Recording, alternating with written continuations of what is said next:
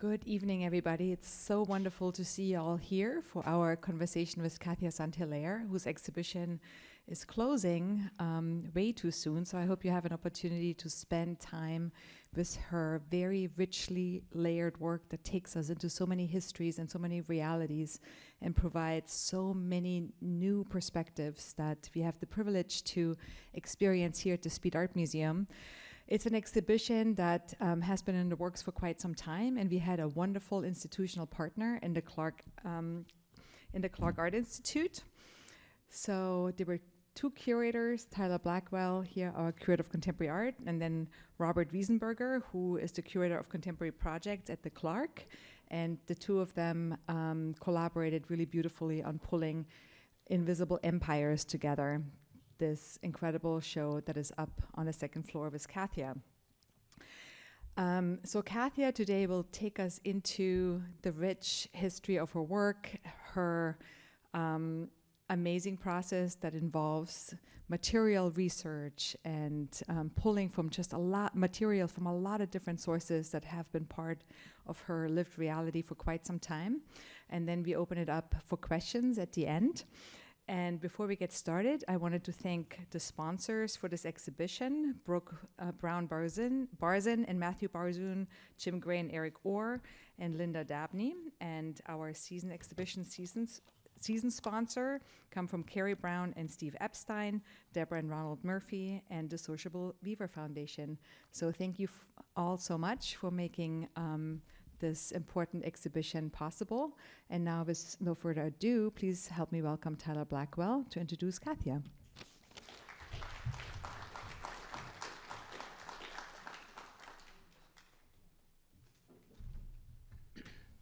Hi, everyone. If we haven't met before, I'm realizing I'm moving the mic away from where you put it. I'm Tyler Blackwell. I'm the curator of contemporary art here at the Speed Art Museum, and I'm very grateful that you all took the time to come out on a Thursday evening. This is a total pleasure welcoming Kathia St. Hilaire back to Louisville one more time. This is her fourth visit to Louisville. And we are grateful to have lived with her work on the second floor, which hopefully you all have seen. And if you haven't, the exhibition, the galleries in general, will be open until 8 p.m. tonight. So I encourage you, and perhaps you'll be inspired from what you see here on the screen and what Kathia will talk about, to go and see the exhibition one more time, because it is closing this Sunday. And, you know, you want to be one of the people who saw the show, of course, because we're very thrilled that the New York Times said that this exhibition is one of the shows to see across the United States. So that's super thrilling for us. Just to tell you a little bit more about Kathia before she speaks. If you're not familiar, perhaps you haven't seen the show yet or you haven't read about her. And Rafaela mentioned that this project is a collaboration between the Clark Art Institute, which is a museum in Williamstown, Massachusetts. The show first opened in Williamstown, and then it traveled to us, and it has been on view here since October. Kathia's works are informed by her experience growing up in Afro-Caribbean neighborhoods in South Florida. She seeks to celebrate and illuminate the complex histories of the communities that she comes from through innovative mixed media studio processes, and we'll learn about those processes shortly. Kathia was trained as a printmaker. She uses a reduction relief printing technique in which she creates designs on sheets of linoleum and then rigorously carves portions of these sheets and weaves together multiple panels of these sheets and other materials. This is then followed by a print run on sometimes unconventional materials, including rubber tires, industrial metals, beauty product packaging, and different fabrics. And then she paints on top of these amalgamations, leading to these layered images that resemble what I have always thought of as contemporary frescoes. That's one of the reasons why I first wanted to invite Kathia to do an exhibition, is because of this kindredness with a whole lineage of historical artworks. Her compelling 2- and 3-dimensional works for this exhibition are concerned with ideas of social mobility, cultural identity and colonial legacies of the Banana Wars.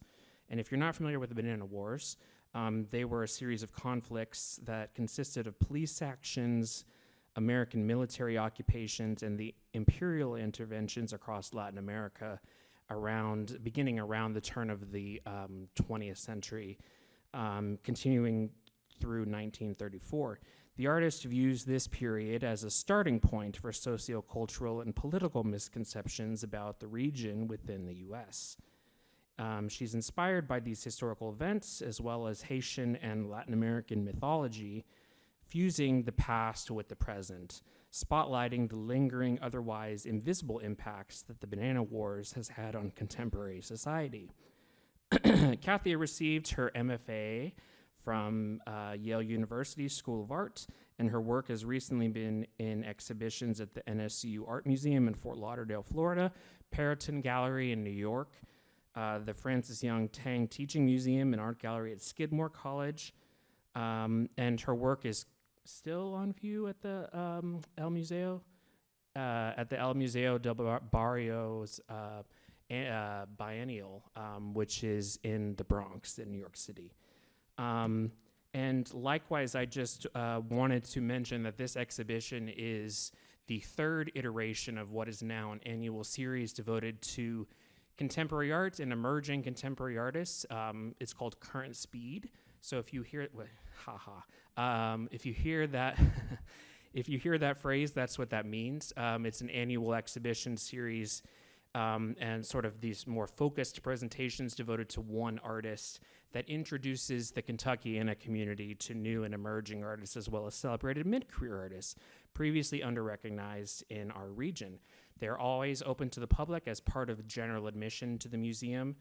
And as I mentioned, this is our third iteration of the series, and I would say it has certainly been our most successful. And I'm very thrilled for you to hear a little bit from Kathia, because I'm a longtime fan, and I know you all have enjoyed our exhibition. So let's please welcome Kathia St. Hilaire.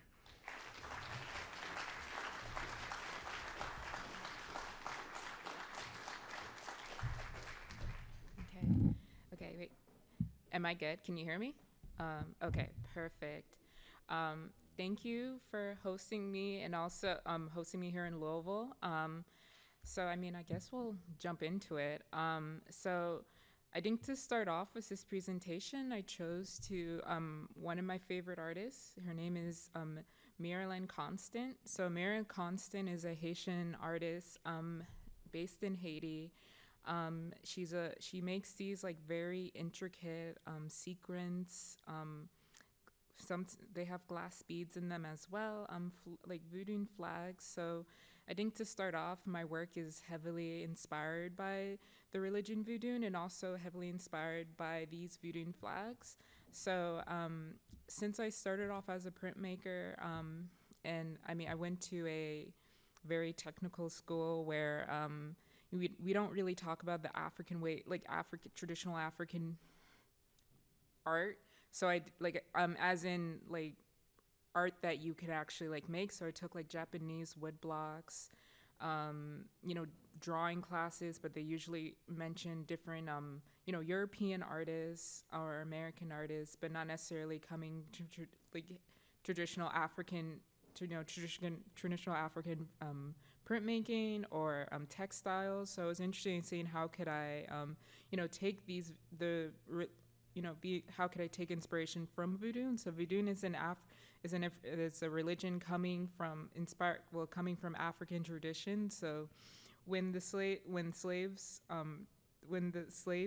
came to Haiti, they took a lot of their traditions with them. So this religion, voodoo, came about, inspired the revolution, but also, creates the culture. So seeing Marilyn Constant, an artist who she's clearly a contemporary artist, but also she adds her own, touch to these, because these aren't necessarily like traditional voodoo flags, but it was trying to figure out a way for me to connect, at least, to have my own voice.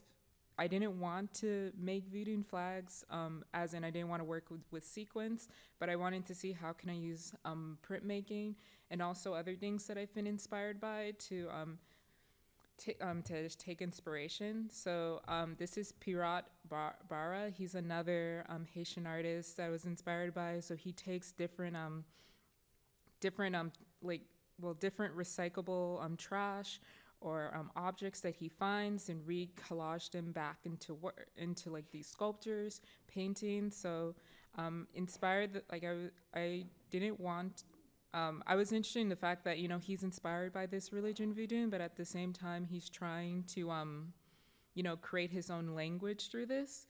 But also I was taking inspiration by was French Impressionism paintings. I was super interested, looking at French Impressionist work. You look at the surface of them, and you just immediately see a lot of the colors and also the mark making that goes into a lot of these paintings.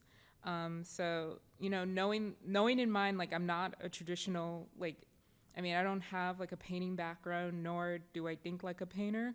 But it's seeing how could I use printmaking as like a force to speak to these like inspirations. So these are some of like the actual physical like inspiration that I have that I've at least like lived with. Though I've always been heavily influenced by nature. So I've been in different types of sugarcane fields, like the beauty supply store, which I'm always super connected to because it's a store that's always looked the same. Since the day that I was born, and still looks the same now. So saving different types of like materials. So I would save Domino sugar packaging, different skin lightening creams that people in my family use.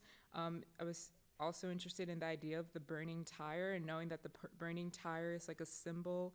It's like a symbol of resistance because you see it often in protests, but also you have to burn the tire so that the tire ends up like dissipating. So it's like a way for tire shops to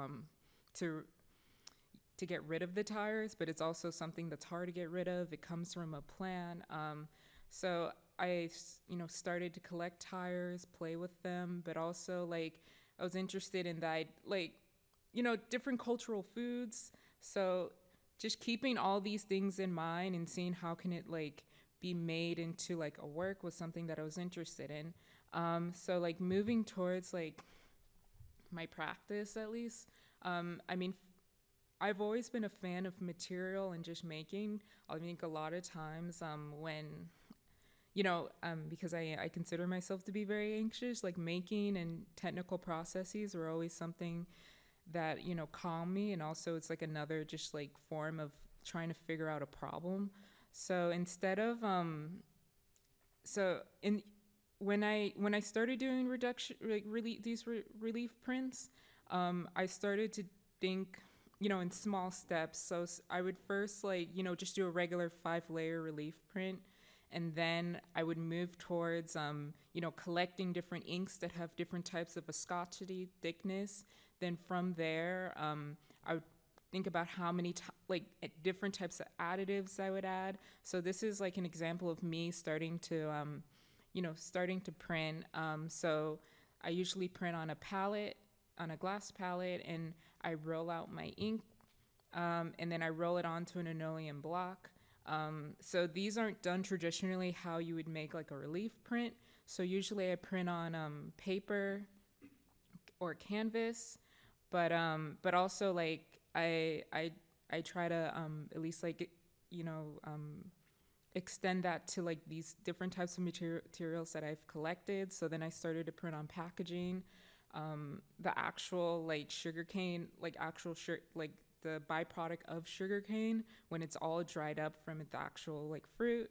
So so that these are, well, this is process of my studio, and then eventually I align them back onto the canvas or paper, and this is me using a J roller to press the image on. But usually when I do print these layers, they're like 50 plus layers, so I print one layer a day. So a lot of times they do take me like 2 to 3 months to just on the printing process. But it's something that I really enjoy because it's very soothing. So I'm not necessarily worried about like how I'm going to like what I'm going to paint on the painting, but I do have the drawing of this like plant that I'm interested in on the linoleum block before I like start to think about what exactly I want to do.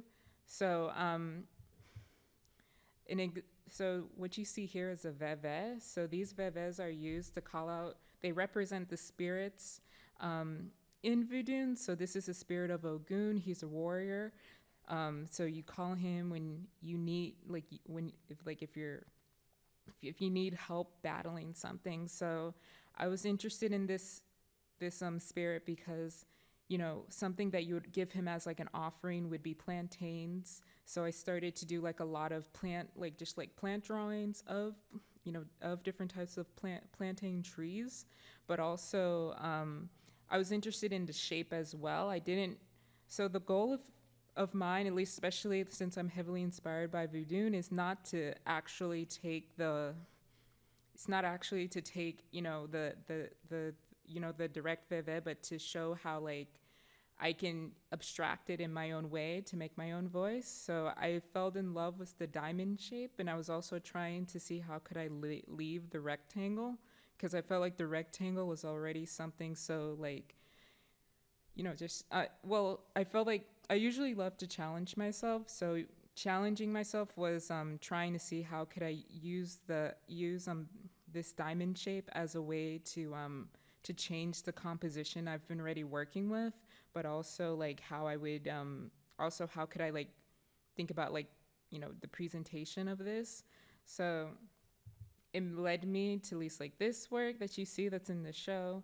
So so with this work, I was when I did move towards the painting process, I was inspired by different protests that happened in Haiti, especially during Aristide.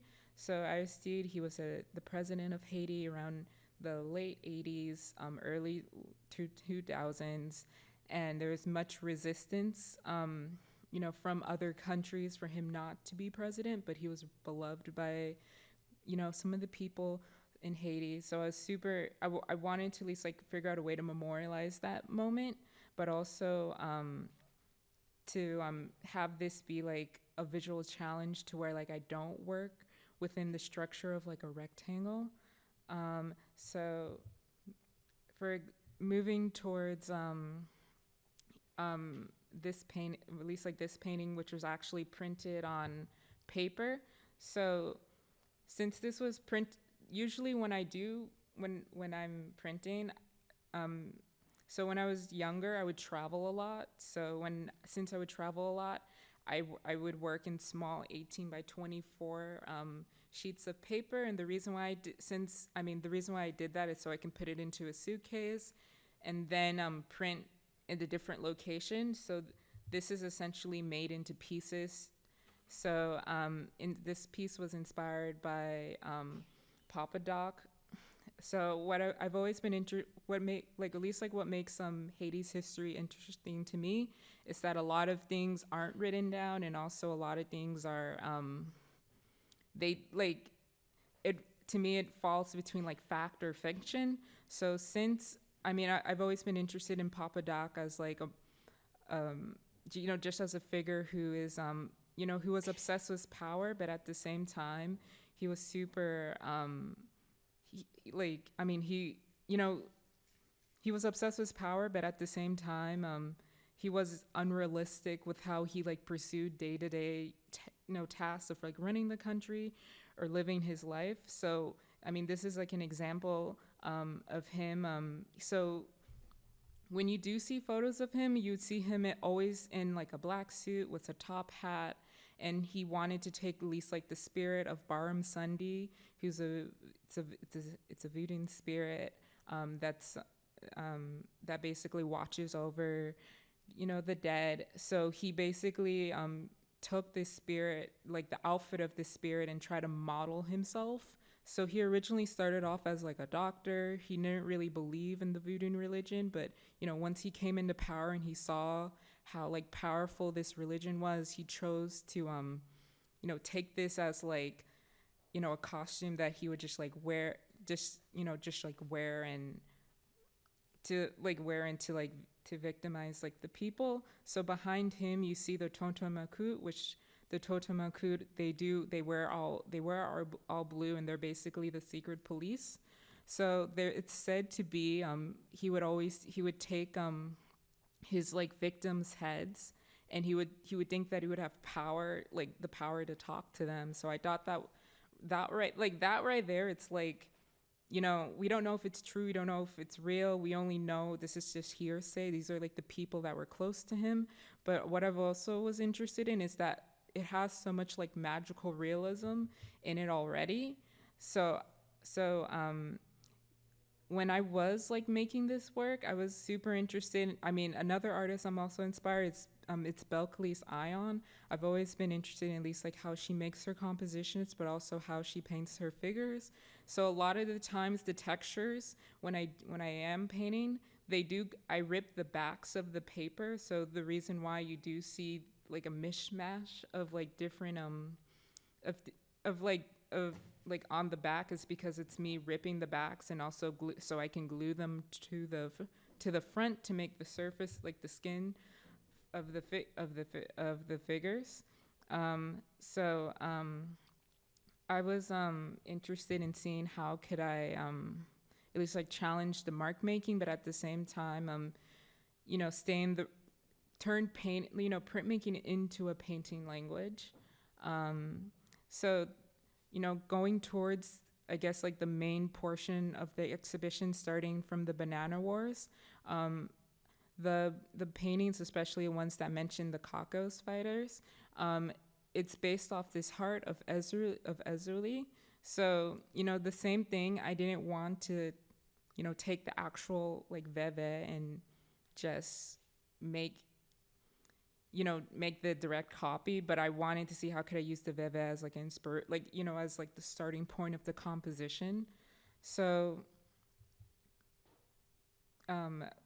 when I did focus on the banana, like since I'm focusing on the Banana Wars, the Banana Wars is basically intervention in Latin America. So you have America intervening into all these Latin American countries, but at the same time, I feel like what's never really talked about is how these like countries in Latin America resisted intervention. So that was something that I really wanted to highlight in the show. So what made me focus on this, because I'm also inspired by literature, but also literature was also a way for me to paint these at least like images that aren't really because a lot of things that did happen during the intervention, they weren't documented. So a lot of the stories are passed down. So a lot of the things that I hear about that time period when my great-great-grandmother was living at that time is like passed down from my mom, and a lot of what Garcia Marquez experienced, it was passed down from his parents. So I was interested in the idea that like, you can share this like part of history that's essentially lost, but at the same time you can help people like remember these these lost histories, but at the same time you can there's this repetition that goes through it. So what made me very drawn to the book is like, of course it's a book that's confusing because a lot of the characters, the names are the same. So since the names, they're the same, you have to pay attention, but also it's just not only the names are the same, sometimes the attitudes are the same or they're in the inverse. So it had me really think about like printmaking as a way to talk about, this intervention. And I felt like printmaking was like a perfect option because it made me want to at least because since I work in multiples, it gave me the opportunity to think about how could I make like how can I make at least like a connection to that, but also reading Edgering's Danticat Butterfly Way, because as you could see in the exhibition, there are a lot of butterflies that run through the painting, and also butterflies are like a symbol of change, but at the same time there's like this darkness that happens with like this, like with the butterfly, like it's like a symbol to talk about death, but also a symbol to talk about change or the inevitable. So both books, they do have the symbol of like the butterflies, because also in 100 Years of Solitude, there's a man that one of the characters gets followed by a butterfly, and that basically foreshadows his own death. But also I've also saw, just like myself, especially younger, I saw butterflies to be, some like a very quiet and like delicate creature. So I love how it can embody, like, multiple meanings. So since, I'm focusing on the banana words, I'm inspired by Gabriel Marquez and Edwin Danticat. It had me, just thinking about that, at least like what happens after the banana wars. Because, the banana wars, you have United Fruit, which is now Chiquita, that comes into that comes into Latin America. But then you have, after this intervention, you have Carmen Miranda, which I didn't know she was the woman on the Chiquita, the banana sticker, which was kind of because I think it's like I don't know, just like in society, you're kind of just trained. It's like, oh, it's a woman with like a fruit basket on her head. She's clearly either somewhere from the islands or Latin America. But I didn't know her look that she took, because she's just a woman from Portugal, that she was born in Portugal, moved to Brazil, had an interest in samba. So since America was trying to better the relationship with Latin America, particularly Brazil and Argentina, because you have, World War II happening, and Germany is trying to make good with Brazil and Argentina, and America doesn't want to really take this, have a neighbor that's like near them that can cause them harm.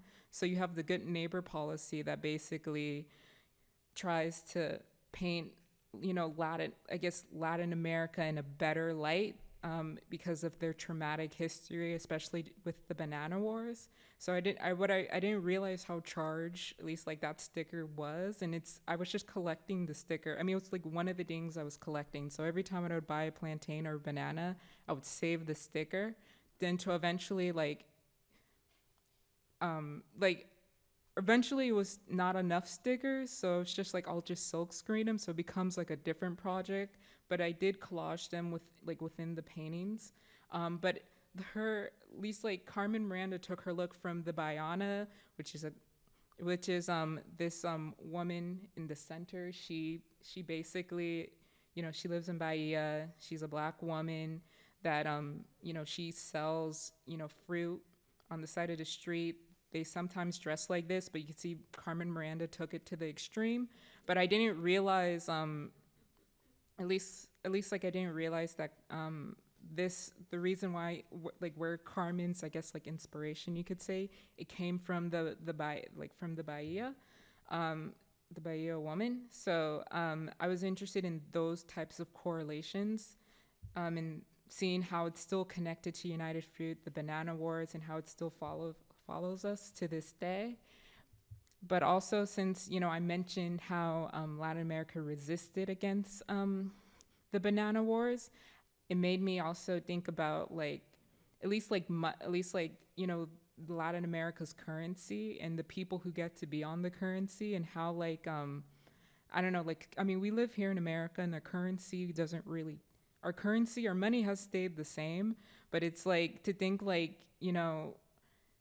could be living in Haiti and see a dollar that has like Papa Doc's face on it, and then after his time has ended, a whole different regime takes over, the money's change, or knowing that there's money that changes because of financial insecurity. But which I thought was interesting is that these Latin American countries, they've given so much labor wise, is to know how insecure.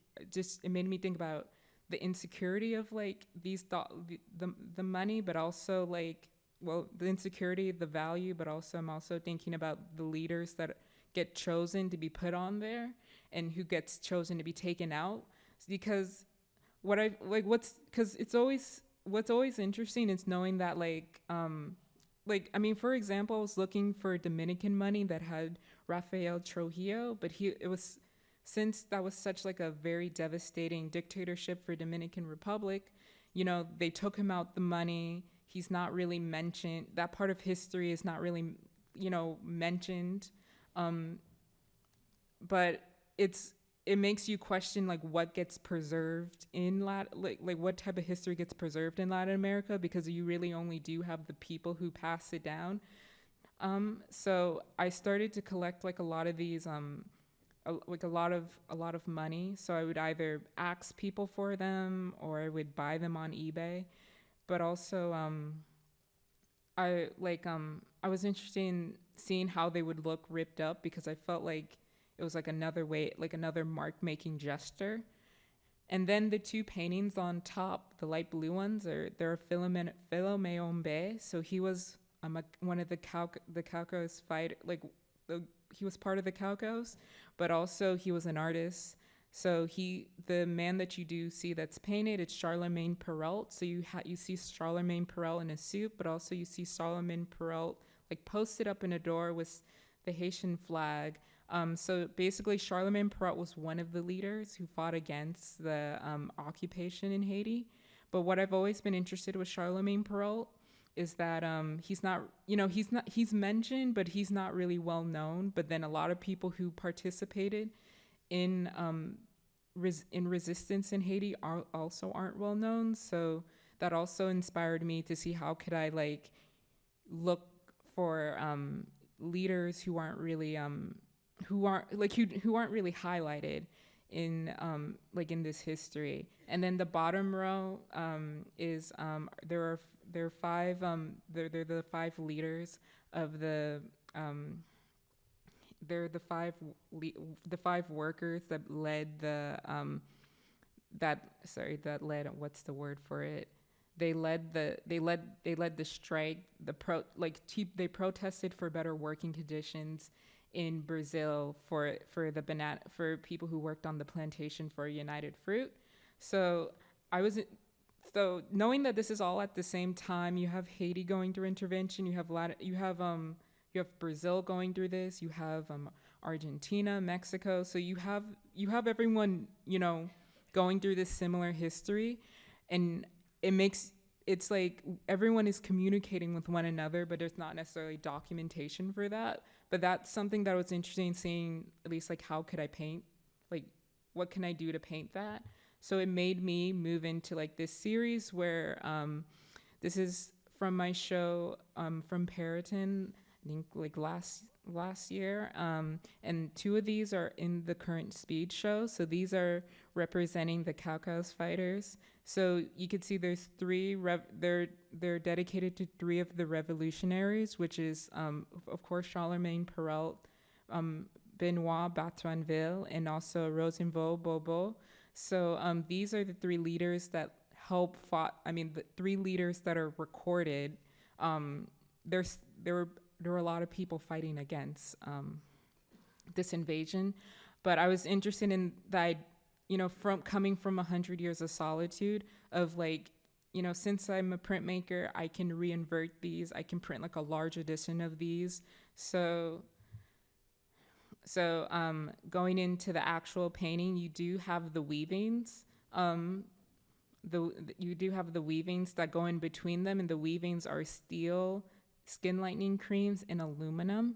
So I chose these three natural materials, not because not only because I felt like they were just gorgeous materials, but also they tell a history of these natural commodity items that still shape our society today.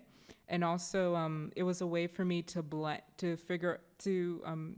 create new mark making, to figure out new ways of mark making. So you have this painting, it was just of Benoit Batranville, and he's mounted on a horse, and you do see a painting I couldn't find a photo of him actually. So he's the only one that doesn't have a photo because it's not recorded.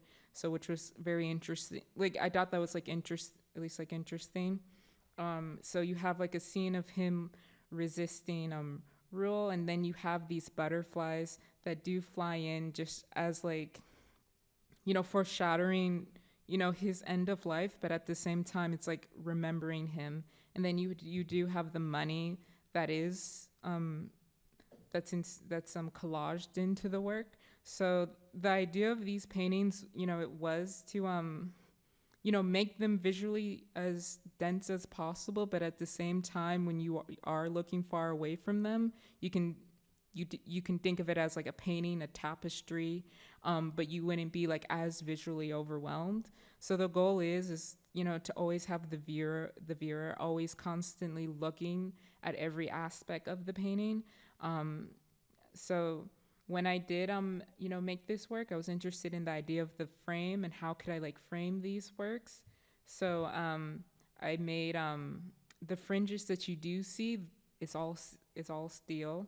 And I used like cilantro scissors, so they're basically like 3 scissors in one to make these like fringes, to make the frame, because I was also interested in the, I don't know if anyone knows Fantasia, the broom that just basically goes around cleaning itself.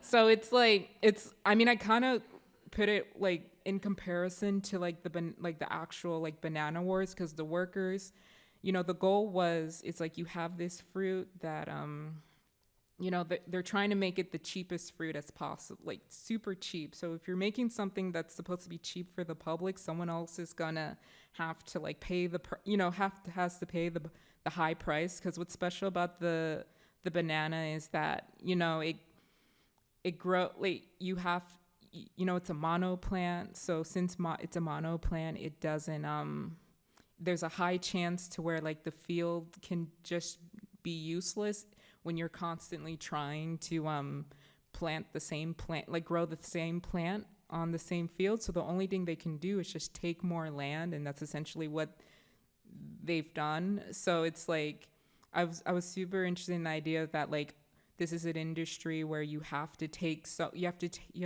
take more land, you have to get more workers to cultivate this banana. You have to figure out how to get this banana before it gets too ripe to the consumer before it before it becomes not of any use. So that made me think of like Fantasia, because it's like the perfect, it's not a person, it's a thing that clearly loves the broom because it's a broom and it's always happy. So it made me wanted to at least like use the border. I wanted to figure out a way to engage the border, because I usually never frame the work. So it's a way I wanted to go between like sculpture, textiles, and painting. But this is the back of the work. So when you do look at the backs of these, because since the way that I wove them, at least like these tiny strips in, I would basically stab little parts and take like a little surgical tools to bring them out to like make the surface of the painting. I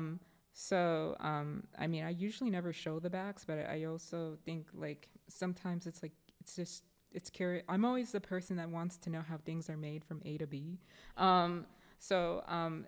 Thinking about like how I can include these material, like at least like these materials I've been collecting, for years. How can I, make them be part of a painting language, was something that I was interested in. And then this is of a painting of Rosenvoll-Bobo. So I did when close up, you could see a tiny painting of Rosenvoll-Bobo. And the reason why he's on this little, I guess like you could call it a piece of paper, it's because when it came at the end of the intervention of Haiti, the way that they captured Charlemagne Perrault, when Charlemagne Perrault was eventually captured, they took a photo, they killed him, but also they took a photo of him. And the way that they let people know that he's not alive. It's that they took a helicopter and had photos of his like unalived body. They had it dispersed throughout Hinch in Haiti. So I saw that as like a magical realism moment, because it's like unreal, because I was just like, who would do that? Because it's really disturbing. But at the same time, it was having these like images of these like fallen just like heroes were super interesting. It was just super interesting to me. So I think this is like the way that I chose to at least like memorialize these these leaders. And also this one is of Charlemagne Perrault, but this one's not included in the exhibition. But this one is also inspired by the 1928 massacre that happened in Magdalena. So going back to the five leaders of like the banana, like the five leaders who fought for better working conditions. So there's not much recorded for the massacre that happened in 1928 in Magdalena. And what makes this, at least like massacre, very interesting, at least like to me, is this is hearsay. We don't know if it's real, but it's a possibility. So when this massacre did happen, it happened on a Sunday, and it was when the workers they had a strike against at least like with their bosses, and they were refusing to work. And since it was a Sunday, a lot of them were at mass. And since I think like one thing to understand is that, just to know how big United Fruit was, is that like United Fruit would make these company towns. So basically you would have these workers working in this like company remote town. They would get paid in store credit, so they could only spend it at the United Fruit store. Working conditions were very difficult. There were racial divides, so that United Fruit can have their own can have more control, because if people are fighting within their group, then there's no way for you to organize. So I was super interested in this fact that like you have these workers who don't really have much options but to be working on this banana plantation, but they chose to strike and ask for better pay, better living conditions. So when this massacre does happen, you had the Colombian military basically shooting at the people, and it's like 3,000 people lost their life, but the way that they covered this up was throwing a lot of the bodies in the water, so in the ocean. So when they threw them in the ocean, they left only 9 bodies. So this is not recorded as true, but this is what other people who've said who lived during that time. They left 9 bodies for the 9 demands that they had. That the workers at least wanted to implement. So I thought that to be very significant. And also I painted the 5 leaders of this like strike as well. But I thought it was interesting in this idea that we don't know how many people lost their lives, but also you have Gabriel Marquez that brings this back out to light. And this was also my way to like memorialize, these workers, and bring something that I feel like that's not rarely talked about, but it's constantly, we can think about times right now where like stuff like similar stuff like this happens. It makes you really, at least like it made me really think about a way to memorialize this moment, and also to use to use, I guess, to use like a lot of these materials I've collected. But this is also like the backs of the work. So these are like, everything is woven in, and secured. But these are, close-ups. But since coming to Louisville, one thing I've never done before was actually be in a museum by myself, and that's what I was able to do at the speed. So I would come on like a Monday, I would look through the collection. I was interested in the gilded, like the gilded workshop artists.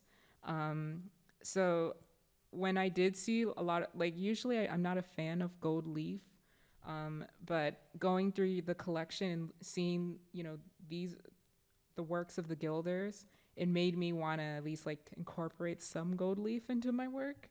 So I fell in love with the shapes, just like the curved shapes of these, and to know like they're on panel. So it kind of inspired me to wanting to work on panel. So this is another veve. It's of a kra.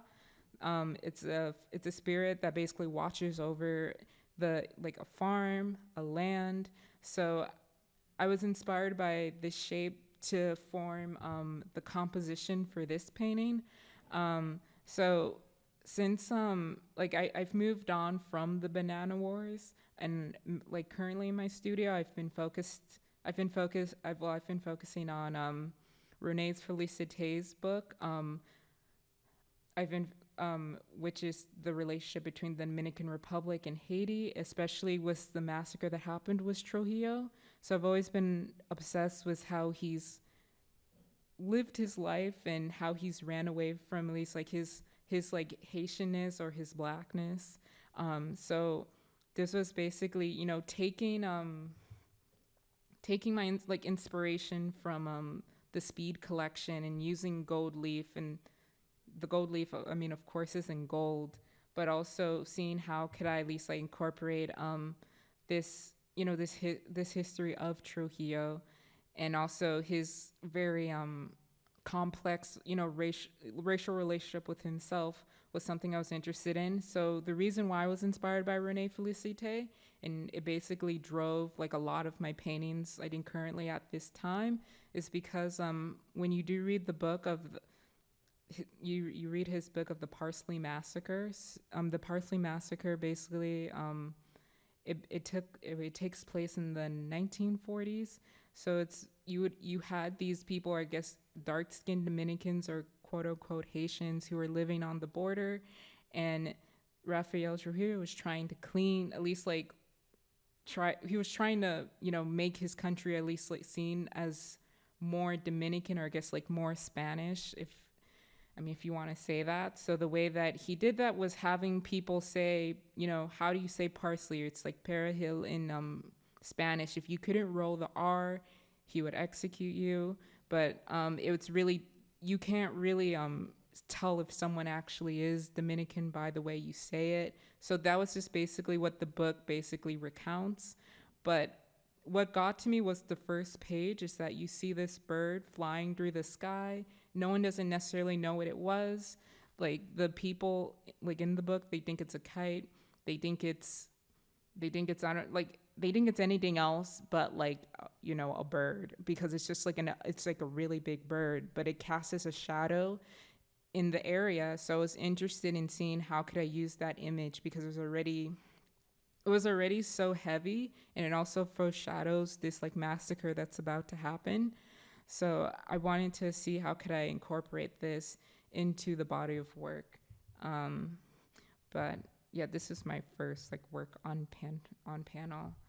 But also in exhibition, you do see these 4 drums. So with these drums, I've always been interested in drums, just like as a body, but at the same time as a way of communication. Because during the Haitian Revolution, they were used to communicate, but also these drums are used to call out the spirits in a voodoo ceremony. So the way that these were made, they were made from prints. Like I printed on nylons, and it was like a more movable paper, and they were collaged onto like a styrofoam drum that I like made out, and the steel and metal is like they're all woven in collage together. But I feel like this is something, incorporating my prints into sculpture, to me is still something so new that I'm still trying to at least like contend with. but I've always been interested in seeing how could I at least like how could I use printmaking in a sculptural at least like lens.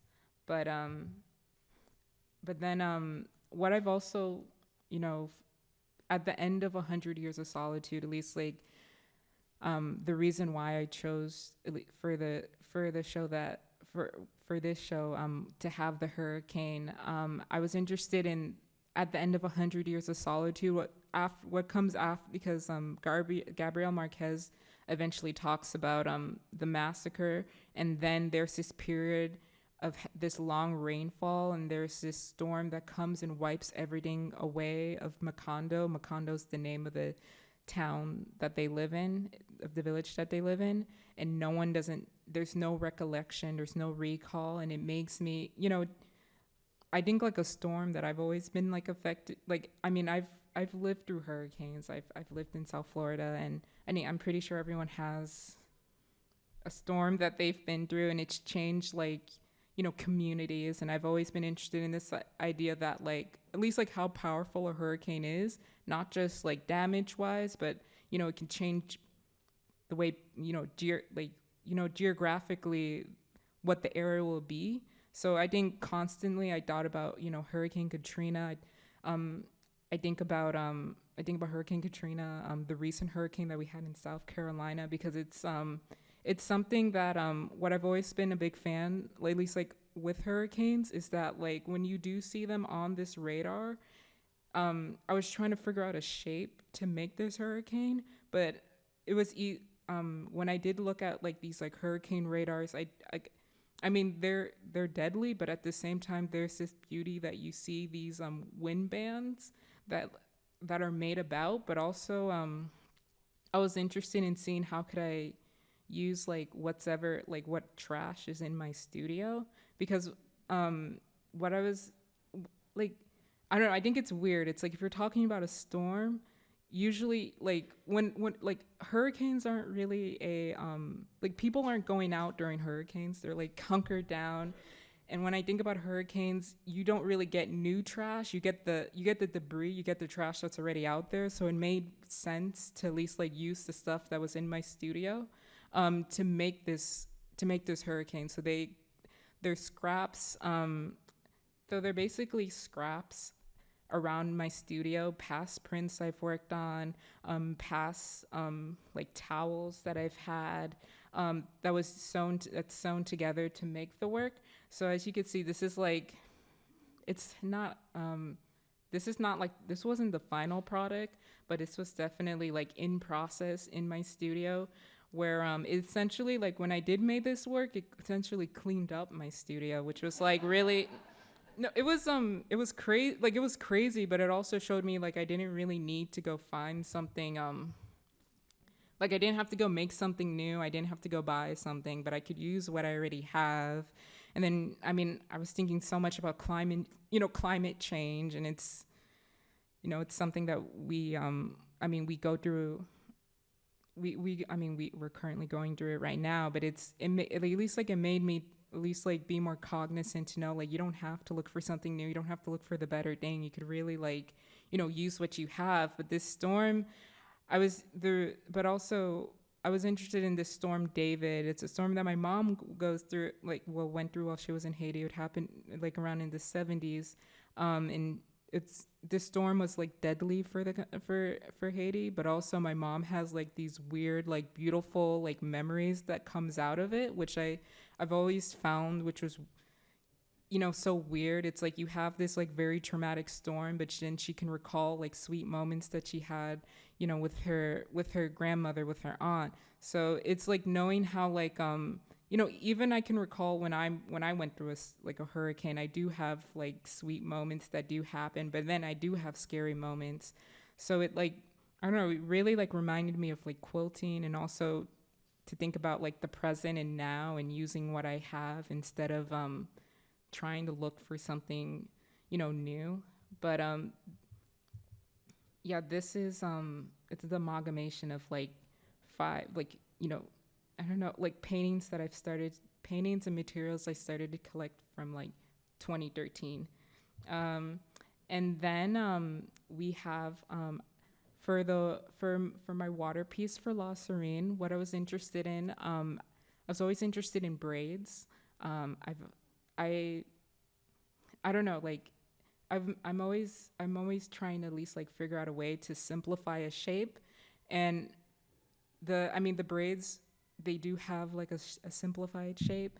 So I took the shape of the braids, and also like when I like when I feel like when I braid my hair, or when I see hair braided, I do think about hair, like braids and hair, as like water, because it has to, like, it reminds me of like a stream, it reminds me of like an ocean. There's this sense of like patterning that goes with it. But I was also interested in the idea that especially like starting with the transatlantic slave trade,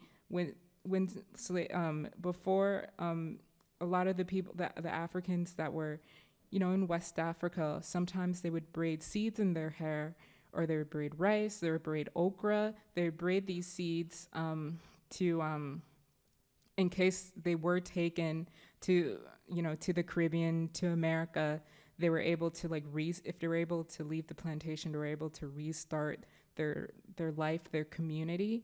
So it's like this idea of that culture. Even though you went through, you did lose a lot, but then there's like a portion of culture that is still there. But it made me think about like water, knowing how hurricanes, how at least like how hurricanes follows the transatlantic slave trade, the route that was taken, and also how the boat, how the ships, the slave ships followed at least like the patterning of where the hurricane goes through. But also made me think about water as like, I don't know, like a quilt. So I just thought it was like thinking about like, how do I put together this like memory, but at the same time, like, you can never really sew together water, but it's like the idea that like you could possibly do that was something that I was interested in. So when I think when I was making this piece, because the pieces, they were super small. It took 2 years to make, but knowing that like I could use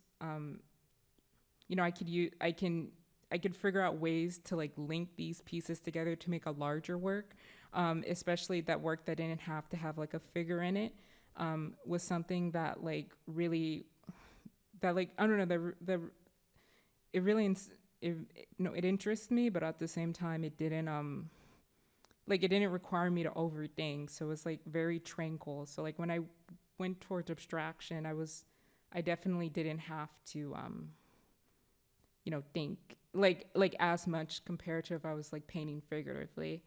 But this is the end of the slide. Yeah, so I don't know.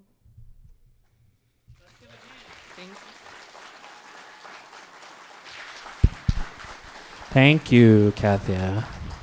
Good job. I just want to mention that I feel like you recalled all of those dates and facts from memory. I'm like looking at your screen to see if you cheated, but nope. No. Thank you so much. Obviously, there's an enormous amount of information and contextual clues that exist in the works. You still have some time to go and see them upstairs for yourself. If you haven't seen them, obviously they're so intricate and beautiful and considered.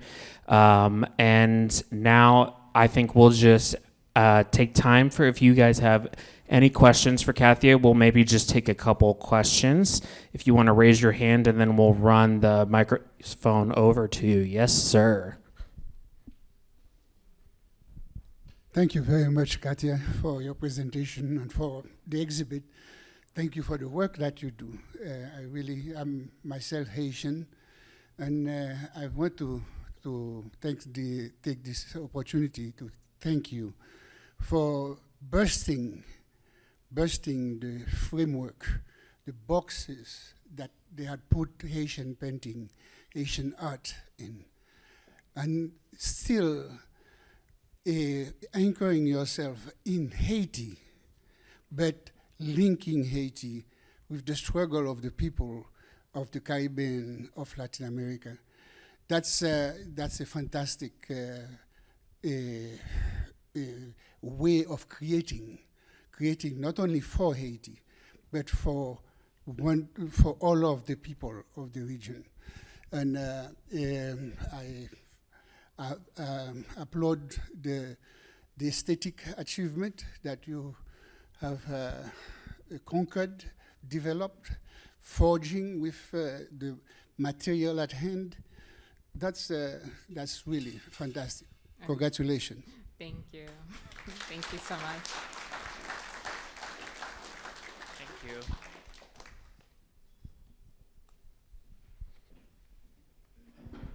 I just want to say thank you for your art. It was a very beautiful experience that we got to take advantage of a couple weeks ago.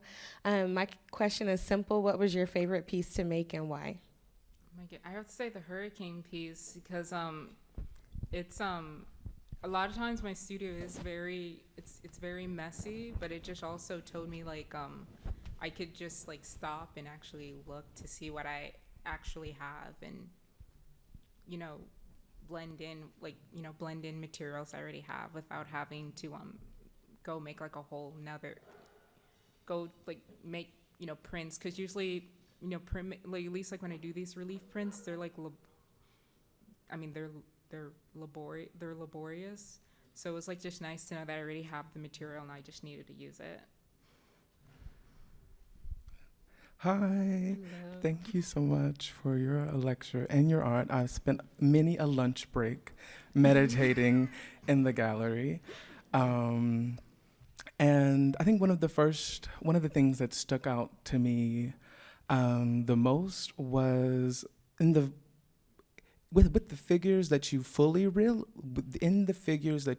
realize, you use a lighter natural pigment for their skin tones. And so I'm wondering, because you're bringing in bleaching creams, are you having a conversation on colorism and the effects of colorism on the Black community?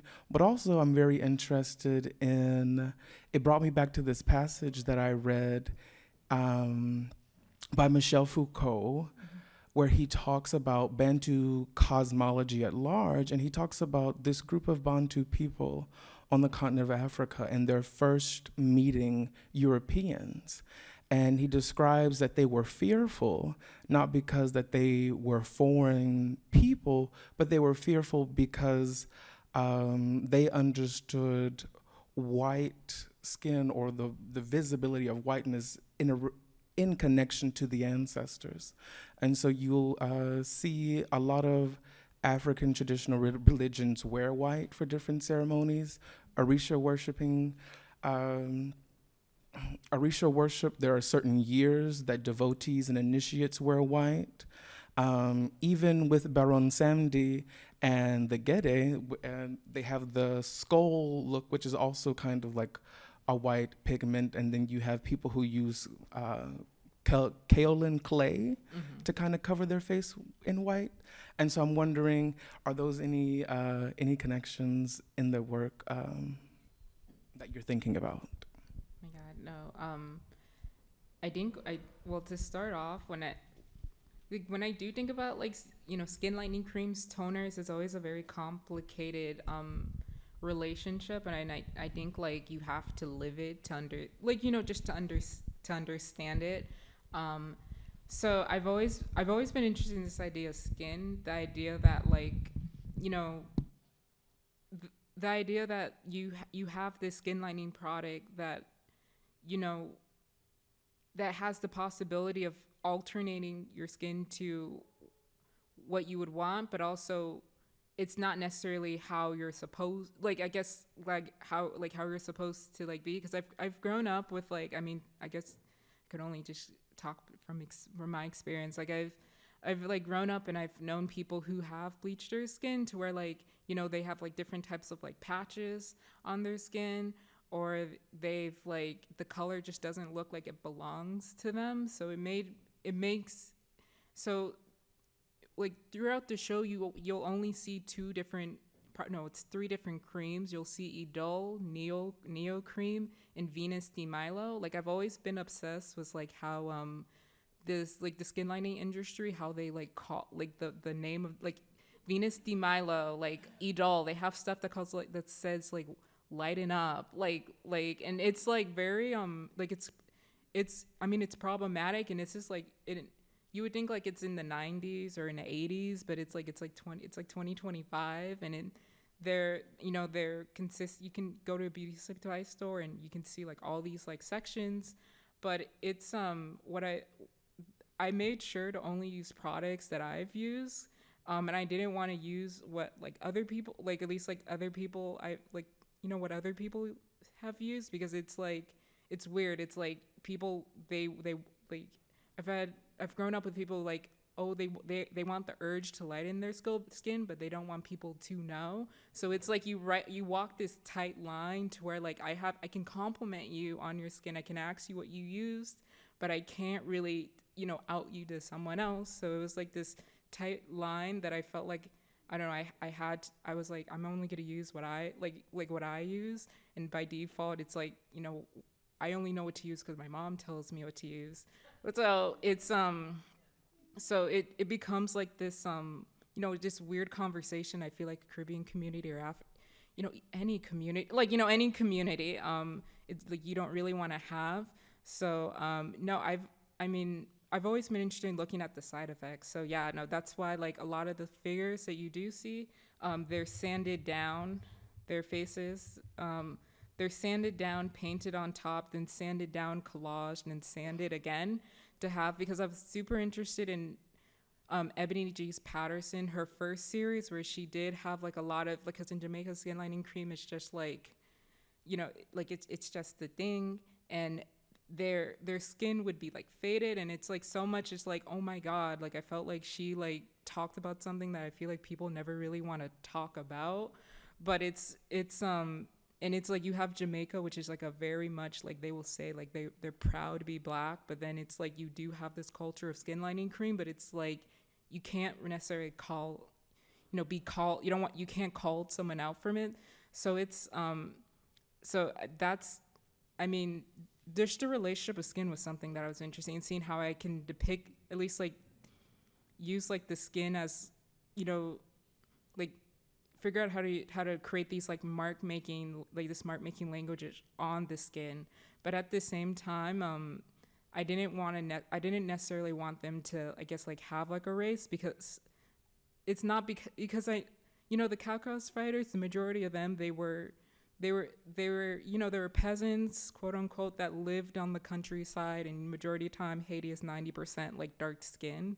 So it's like, yeah, these were the people that made up the Caucasus fighters, but it was also to know that like, what happened, the intervention in Haiti, the Caucasus fighters, you can see fighters like this in Mexico, you can see it in Argentina, Uruguay, like they're just not only for this certain group of people, but it's also to figure out a way to connect, I guess, like for other people to pour their own history into it.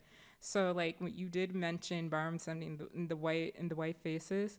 So like I guess like, I didn't really take inspiration from like the way that, I've taken inspiration from like how Barham Sunday dress, but not necessarily from, I guess, like, from like, his face. But it's like an interesting perspective because I didn't think about that. So thank you, everyone. Thank you. Thank you, Kathia.